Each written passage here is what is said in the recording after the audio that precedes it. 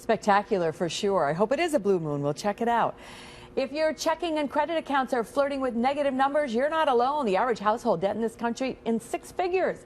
Question is, are you better off carrying that debt and investing your money or paying off that debt? And here now with some insight and just to talk about debt in general and how much trouble you can get into these days, Len Valletta from the Albany Financial Group. Great to have you with us. Thank you, Liz. And what about this? I mean, I personally thought it was kind of surprising that our, average debt in this country was in the 6 figures. Yeah, and it's funny, it's a little deceiving. There is about a little more than a third of households in the U.S. that are completely debt-free.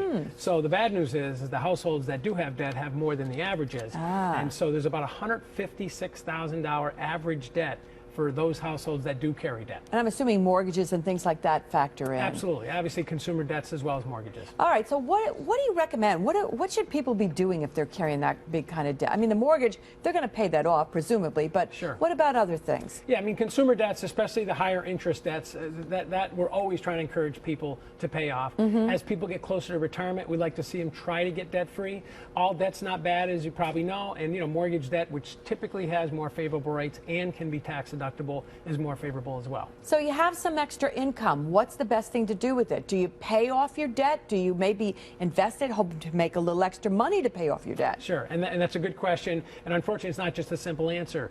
Depending upon the rate that you have, I would say depending upon the amount of supplemental assets you've already built up. If someone is sitting there and they have not put much into their 401k, there's real advantages to doing that. You can put it in pre-tax. You might be able to get a match from your employer. So in that instance, a lot of times we're telling people to put in their 401k.